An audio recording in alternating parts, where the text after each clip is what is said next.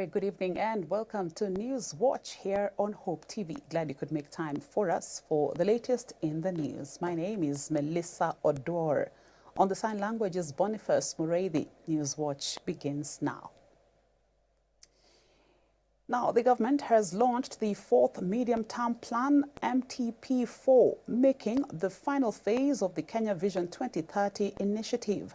The plan runs from 2023 to 2027, aligning with the bottom-up economic transformation agenda that seeks to enhance agriculture, health, housing, and digital economy. The plan envisions to uplift the living standards of Kenyans and promote unity among leaders to drive national progress. Mombi Waweru begins our bulletin tonight. The fourth medium-term plan, MTP4, is a crucial component of Kenya's Vision 2030, designed to transform Kenya into a newly industrializing middle-income country by 2030.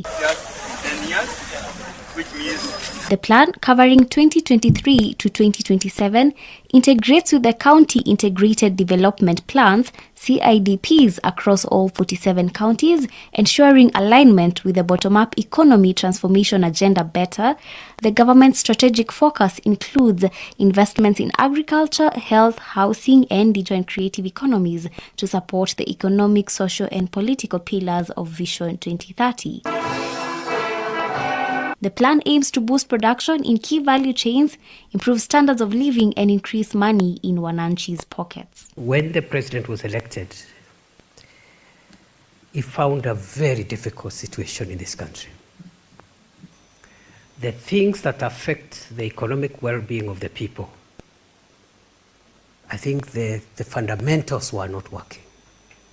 One, the exchange rate, because your exchange rate ina determine mambo mingi sana ya ile inafanyika hapa chuka market hapa, because ile vitu wa mama wanauza hapa, ile mali, some of it is imported, and that person who is importing will have to factor in the dollar exchange rate. If the dollar exchange rate is high, they spend more to bring those items, and therefore the price that they will sell in the street here will be very high. So the dollar was exchanging at, it went up and up and up to 164. Lakini mumeona, si imetelebuka, si imeshuka. Last week it's under now 130. Last week it went to 129, 128. And the target is to bring the dollar to about 120, and if possible, 100. Speaking at the Chuka University in Tharaka Nithi County, Interior Cabinet Secretary Kithure Kindiki emphasized the government's commitment to a safe and secure Kenya, allowing citizens to focus on their livelihoods without fear of criminal activities. Kindiki praised the government's efforts in economic stabilization and highlighted ongoing initiatives such as the revival and completion of infrastructure projects including roads. President Ruto's administration focuses on fostering unity among leaders and avoiding sectionalism and division. The government's agenda includes enhancing the Women Enterprise Fund, providing affordable housing, increasing student funding, and implementing the Social Health Fund for universal health services. Additional efforts include scaling up the Hustler Fund, expanding irrigation infrastructure, and promoting cross-border markets. Pain that the citizens are feeling, government and those of us in leadership are even feeling greater pain, because it is our responsibility. The same way in your own home, when you are a parent and your own family or your children are not happy, the most affected person is you, the parent, isn't it? The MTP4 also addresses the creative and sports sectors through the Talanta Hela initiative, expanding sports infrastructure and supporting international competitions. For the creative industry, the plan aims to enhance film production, support local content, and strengthen technical capacity to ensure industry growth. And people complained when Mzee Kibaki went for re-election. He faced a huge opposition, actually was almost thrown out, because the opposition got substantial votes. That's why they brought war, because the votes were quite many, so they thought they had won. Of course, they hadn't won. Now, in the second term of President Kibaki, that's when people started saying, aha, now we see. Here is Thika Superhighway. Here is this. Here is that. Here is the other. And by the time President Kibaki was retiring, people wanted even to run for a third term, but the Constitution did not allow. So we are okay, and I want to thank you for your patience. Mimi ni washukuru. Wananchi viongozi, we've been very patient with each other. Mombi Waweru, Hope TV, Newswatch, Nairobi. Thank you, Mombi, for that report. Now, President William Ruto has received credentials from 5 new ambassadors and a high commissioner at State House, Nairobi. Those who presented their credentials are Ambassadors Anwar Ben Youssef of Tunisia, Patricio Alberto Aguirre Vachieri of Chile, Luis Alejandro Levit from Argentina, and Romy Sonia Tincopa Grados from Peru. The new ambassadors have expressed their commitment to strengthening bilateral ties with Kenya for the mutual benefit of their respective peoples. The presentation of the credentials marks the first time that the Kenya Defence Forces were involved in the exercise. Previously, the presentation of credentials was an indoor event. However, in the Commonwealth, receiving credentials from a new ambassador is an important state ceremony for the head of state in its formality and substance. Only after this ceremony are ambassadors recognized as the representatives of their countries.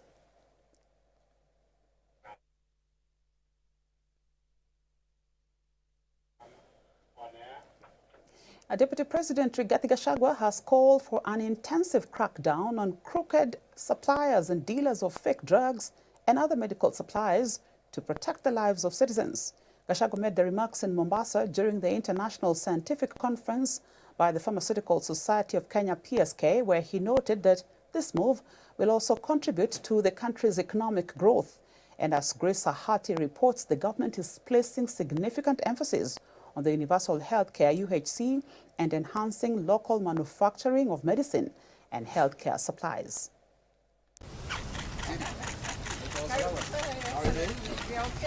In a bid to improve the quality of healthcare in the country, Deputy President Rigathi Gachagua has called for a rigorous crackdown on dishonest suppliers and vendors of counterfeit drugs and other medical supplies. Speaking while opening the Pharmaceutical Society of Kenya's International Scientific Conference in Mombasa, Gachagua emphasized that such products pose a significant threat to the health and well-being of citizens. According to the DP, eliminating these players in the healthcare supply chain would not only enhance the country's economy, but also foster investor confidence in the manufacturing sector. We cannot deliver universal health coverage when up to 30% of drugs are fake. We cannot spur local manufacturing when fake and counterfeit drugs are scooping up to 15 billion Kenya shillings of the market share. The Pharmacy and Poisons Board, the Veterinary Medicine Directorate, in partnership with other agencies, must protect the market to attract and boost investor confidence in manufacturing. This is through an intensive, coordinated and sustained crackdown on crooked suppliers and dealers. As part of a comprehensive plan to transform the country's healthcare system, the government is banking on universal healthcare UHC, as well as the manufacturing of medicine and healthcare supplies to lower costs and improve accessibility for all. Government banks on universal health coverage, UHC, which was unveiled during the 60th Mashujaa Day celebrations last year to ease access to quality healthcare for all. In manufacturing, Kenya is setting its sights on becoming a leading regional hub for the production of medicines and healthcare supplies to reduce costs and ensuring accessibility to all citizens. Moreover, amid criticism from a section of Kenya Kwanza leaders who have accused him of being a tribalist, Gachagua has defended his choice to communicate with Mount Kenya residents in the Kikuyu language. On June 6th, National Assembly Majority Leader Kimani Ichung'wah said it was impossible to build a kingdom with someone who still wants attention from the village. Everybody should be proud of your origin and your identity. And nobody should ever make you feel embarrassed about your origin and identity.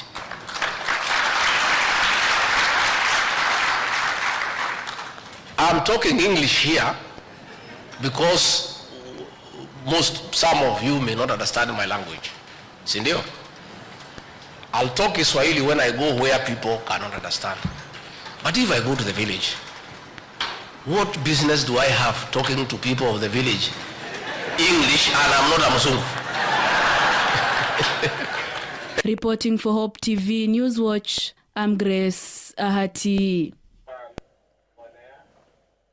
Now, Kenyans have been asked to continue turning out in large numbers to donate blood.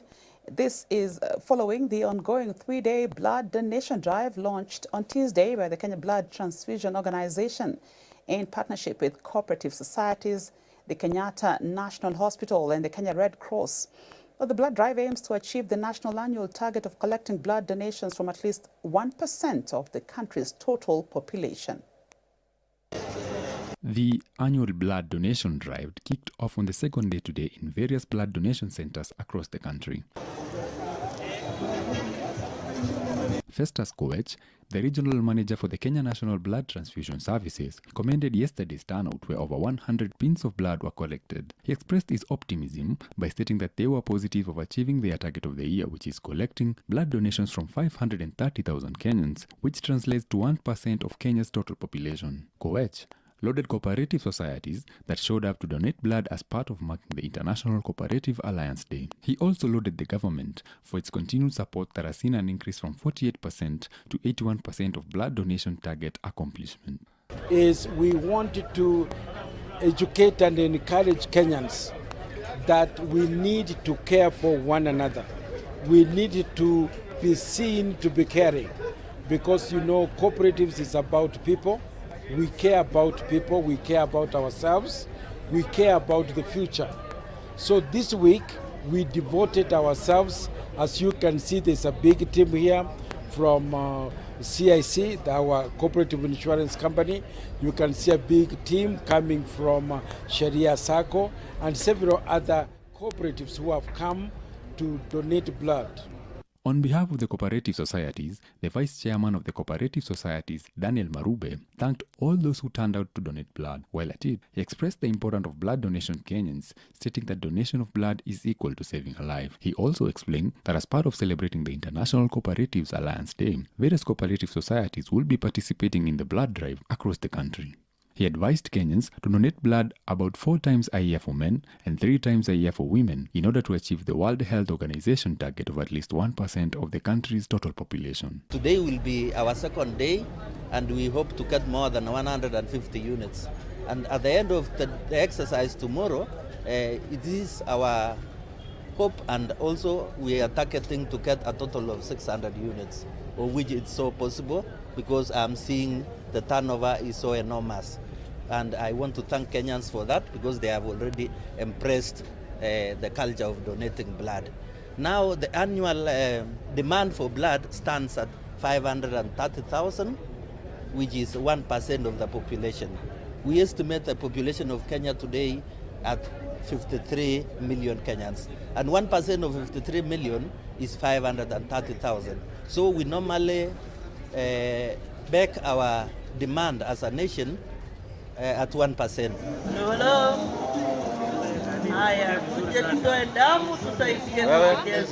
The World Health Organization requires each and every country to collect blood donations from at least 1% of their total population. It is in this connection that the Kenya Red Cross Authority has organized a 3-day blood donation drive. And today, being the second day of this drive, Kenyans have been asked to continue coming out in large numbers so as to help achieve this blood connection goal. Hope TV Newswatch, Ian Githu. Ian's report takes us to a first short break here on Newswatch. More news items are lined up for you. Don't go too far.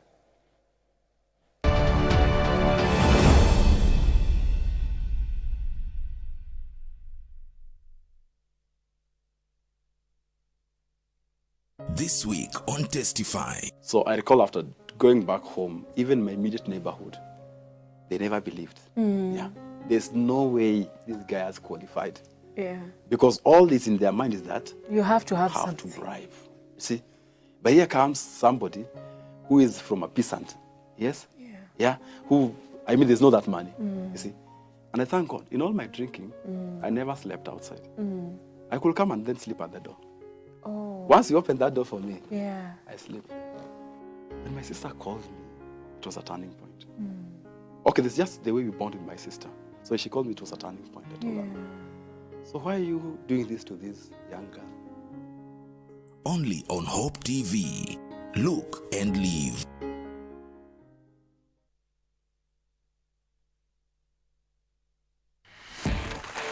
The East Africa Women of Excellence Awards Gala Dinner is here. This award celebrates the brilliance, resilience, and outstanding achievements of remarkable trailblazing women who have shattered glass ceilings in their various spheres of influence and fields. Join us for the awards ceremony happening on Friday, the 14th of June 2024 from 6 p.m. at Safari Park Hotel, Nairobi. Our chief guest is Honorable Aisha Jumwa, Cabinet Secretary at the Ministry of Gender, Culture, the Arts and Heritage. To attend, get a corporate table at 60,000 Kenya shillings and for individual at 8,000 Kenya shillings. Make your payments via paybill number 933-933, account name WOE. For partnership and sponsorship, call Eunice on 0719-863-336 or email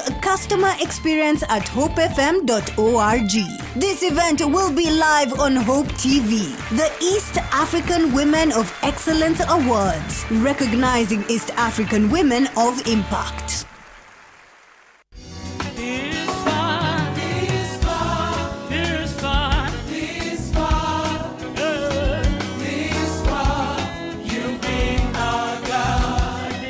To get Ebenezer by Jane Allaire as your Skiza tune, SMS the word Skiza 88300023 and send to 811.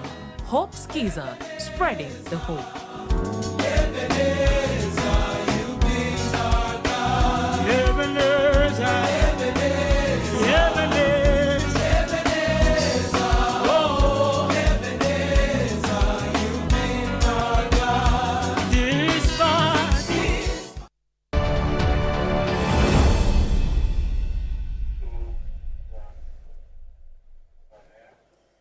Welcome back. Now, Machakos Governor Wavinya Ndeti has warned environmental polluters to stop the vice or face the wrath of the law. The governor cautioned developers against discharging raw sewage in rivers in other undesignated areas, terming it a serious threat to the health of residents. Elsewhere, residents in Chesikaki area, Bungoma County, have been encouraged to cooperate closely with clerks who are expected to start the exercise of registering citizens to get information from the citizens through the government's program about their income capacity. Machakos Governor Wavinya Ndeti has warned those who pollute the environment, claiming that the pollution is affecting the lives of residents. Speaking in Machakos County during the launch of a countrywide comprehensive cleanup exercise dubbed Ngarisha Mtaa na Gavana Wavinya, the Machakos Governor Ndeti has said that those polluting the environment will face full force of the law. Moving forward, heavy. Na munisikize, si mnajua mimi ni mama. Na nikiongea si mnajua nimeongea. Nataka msikize hiyo na msikize vizuri. Moving forward, heavy penalties will be meted on those who deliberately litter and clog our drainage system. Wewe ukipatikana umetupa uchafu hapo kwako, utashikwa, utalipishwa, ama upelekwa kotini. Na hapo hakuna mchezo, si ndio? Because tukikuwa na environment chafu, watoto wanakuwa wagonjwa. You see, we must also think about our children. Munatupa uchafu hapo, watoto wanakuja kuchezea hapo. We end up spending so much money kutibu watoto, na hata nyinyi hiyo uchafu. In Bungoma County, Mount Elgon residents have been encouraged to cooperate closely with the clerks who are expected to start the exercise of registering citizens to get information from the citizens through the government program about their income capacity. Jessica Kiwal Chief Maurice Wetala has said that it would be better if citizens provide accurate information about the ability to afford to live in order to enable the government to obtain complete statistics. mupeane vijana ambao au makarani watakuwa wanatembea na wale village managers ama wazee wa vijiji, ushirikiano ulio bora wanapokuja kwa ajili ya usajili huo, kwa sababu hafla hii ama zoezi hili ni la muhimu sana na linahitaji ushirikiano ulio bora ili kwamba wakakamilishe kazi hiyo kwa wakati kulingana na ratiba ya serikali. Wale ambao watakuwa wanatembea kwa awamu ya pili ambao tunaita enumerators, watakuwa wanaangalia mazingira ya mtu, hasa kuanzia nyumba, kuangalia vile vyumba vyetu vya kujisaidia ama choo, watakuwa wanaangalia uwezo wako katika mazingira yako ya nyumba na hasa kijumla uwezo wako wa mapato, so that ifanye serikali iangalie upungufu ambao uko nao ndio ijue ni kiwango gani cha usaidizi ambayo inaweza kusaidia mtu kama huyo. Elsewhere, deaf pupils have participated in inaugural baseball 5 game in Embu County. Speaking during the competition, Pauline Wanjiru, Treasurer Softball Federation of Kenya, commended the teams for their skillful performance, noting that the coaches had only been trained on baseball 5 games by the Federation 2 months, hence giving them a limited time to prepare for the championships. We've had 7 teams. Out of the 7 teams, our host, St. Luke's School for the Deaf, has shown us the way to go. They gave us 2 teams, a St. Luke's Team A and Team B. And as far as we are into the championship, they are already doing their final game. And this is to encourage every Kenyan child, because School for the Deaf are children living with disability, but they have proved to be very able when it comes to this game. I urge my colleagues in sports to involve all the students, all the players they have in their schools, even with disability. And within the baseball, 5 and softball, this is the first time we've had a game in this country where children living with deafness, they have been involved and actively participating in the tournament.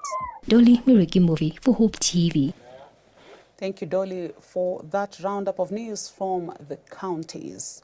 American-based NGO Share the Love has provided a significant reprieve for people living with disabilities by donating 400 wheelchairs to improve their mobility. Speaking at Nyanchwa Adventist during the handover ceremony, the Share the Love CEO Hogi Bilot said the donations will enhance the mobility of those living with disabilities and further emphasized the importance of sharing with the less fortunate in the society.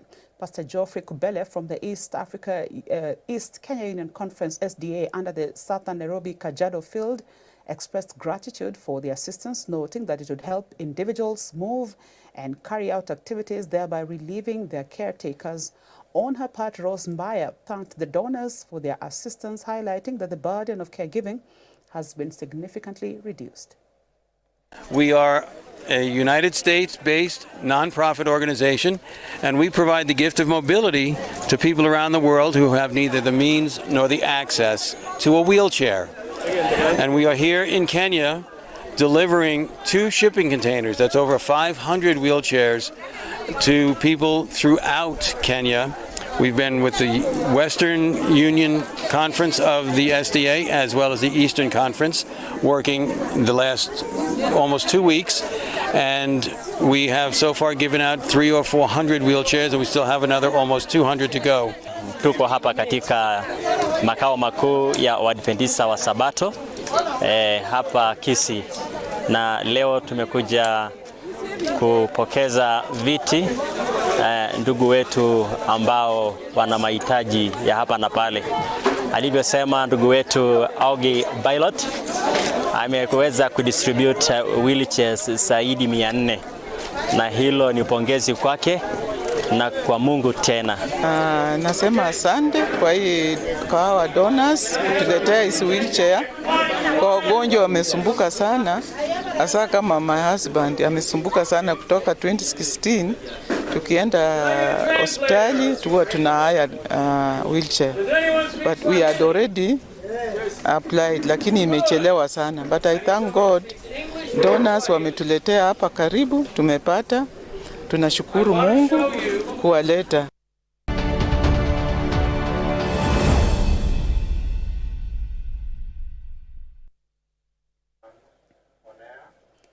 A look at business news now. Interior Cabinet Secretary Kithure Kindiki has praised the notable decrease in the price of unga, with brands now available for as little as 99 shillings for a 2 kilogram.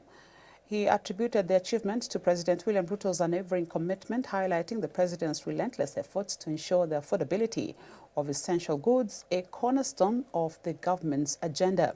Kindiki added that the decrease in unga prices coincides with Kenya's efforts towards Vision 2030, with the goal to make unga more affordable for the common mwananchi, hence supporting their livelihoods. So the dollar was very high. The price of fuel was over 200. Now it has gone down to below 200. The price of unga, I remember, had gone up to 250 shillings for 2 kilogram packet.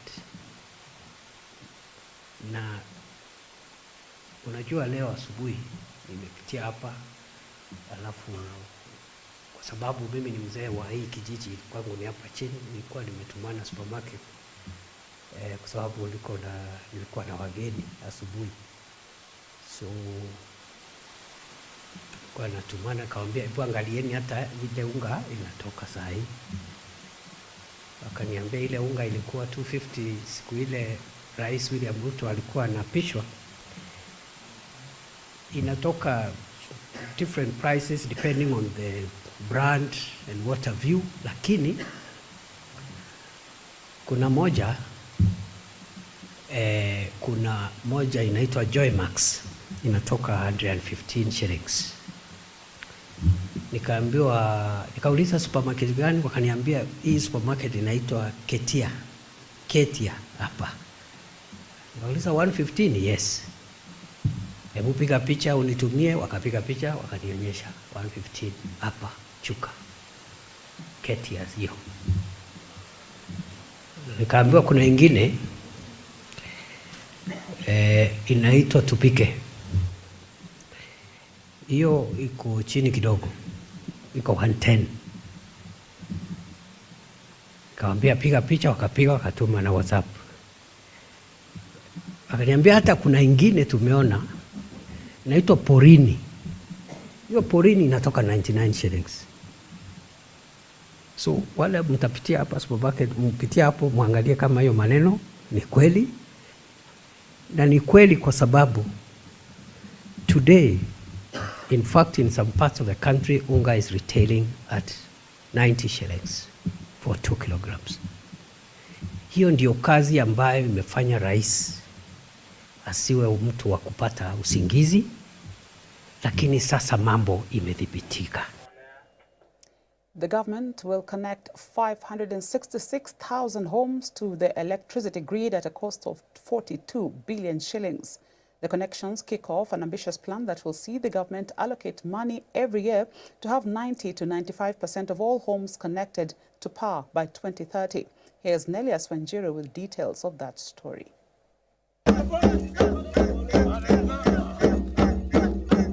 Speaking in Mbeere North, where he commissioned 4 new electrification projects, Energy and Petroleum Principal Secretary Alex Wachira said the project intend to have 566 householders and institutions connected to the national grid in the area. Priority will be given to areas with low electricity. PS Wachira has urged beneficiary communities to look out for people who might want to vandalize their infrastructure. According to the Energy and Petroleum Ministry, vandals cost the government over 2 billion in damages annually, with power and road infrastructure the most hit, usually by scrapped metal hunters. Kwa huu peke yake tunatazamia connect 566,000 households in the Republic of Kenya with a collective budget ya about 42 billion Kenya shillings.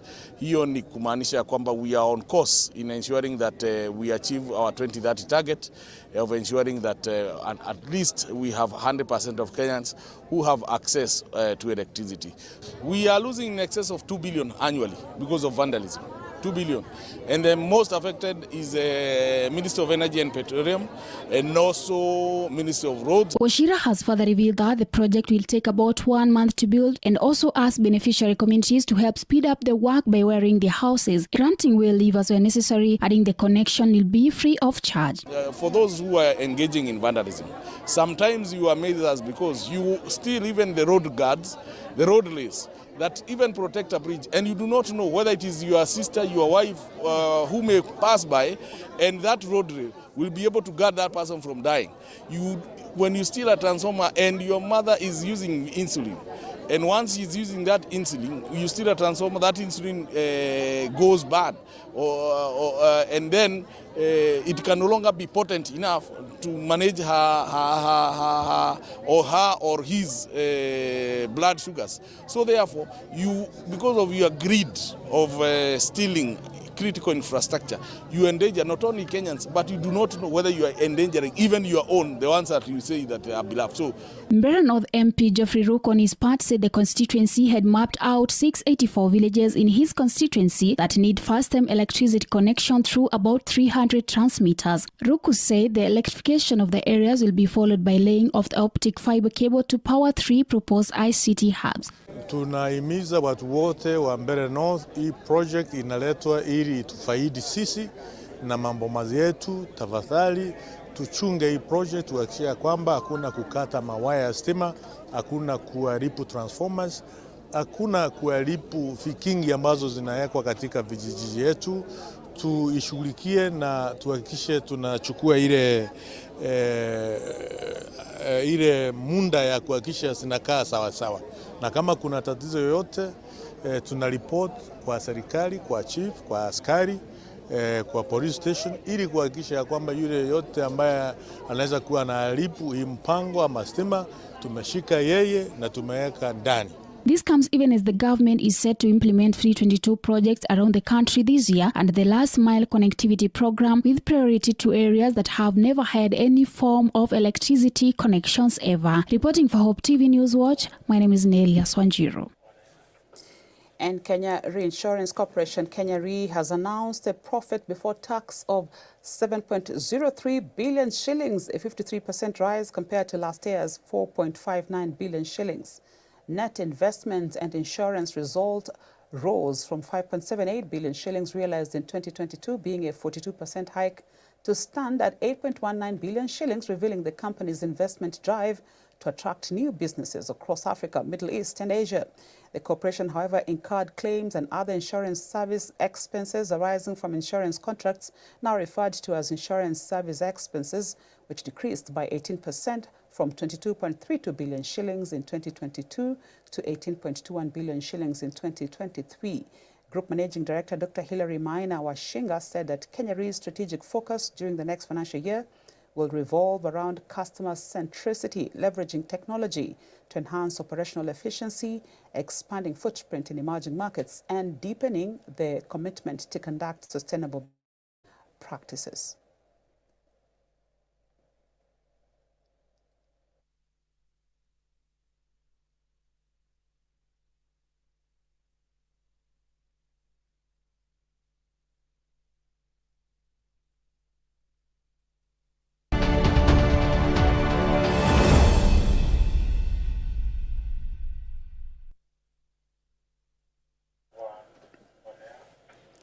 To the field now. Kenya, South Africa and Nigeria have progressed in the second round of the Billie Jean King Cup after the three nations emerged top in their respective pools in the first stage of the competition. Kenya, South Africa and Nigeria will now compete for one promotional place, while teams finishing in fourth place in the first round robin will compete to not be relegated. Kenya will play Nigeria tomorrow in the second round. In today's results, Kenya registered a 2-1 win over Burundi, with teenager Cynthia Wanjala opening the match, ending in 6-4-6-1 win over Hosiane Kitambala. Angela Okutoi saw off another African star, Sada Nahimana, 6-4-6-4. Kenyan duo of Rosalida Azumwa and Stacey Yego lost 3-6, 7-5, 7-10 against Sada Nahimana and Hosiane Kitambala. Following today's win, Kenya recorded 7 victories in the 9 matches played.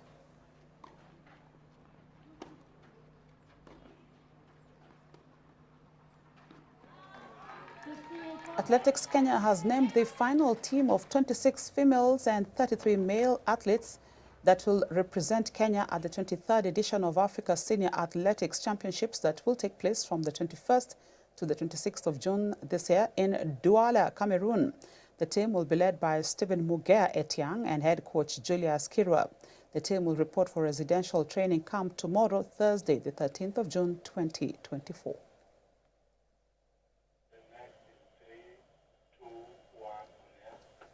And Jerry West, the basketball legend whose silhouette inspired the iconic NBA logo, has died aged 86.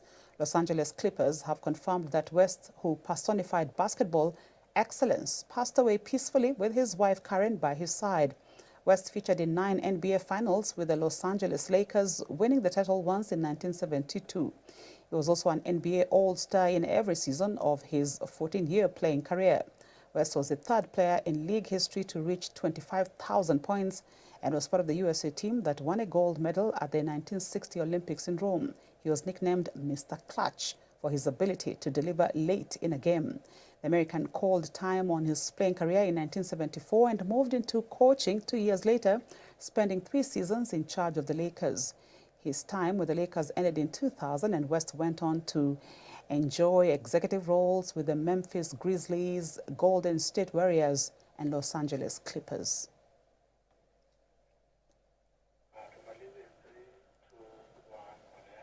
Rest well, NBA logo legend. That's how we wrap up Newswatch tonight. Thank you for your invaluable company throughout the newscast. I've been your anchor, Melissa Oduor, together with Boniface Mureithi on the sign language. On behalf of the production crew that made this possible, have a good night.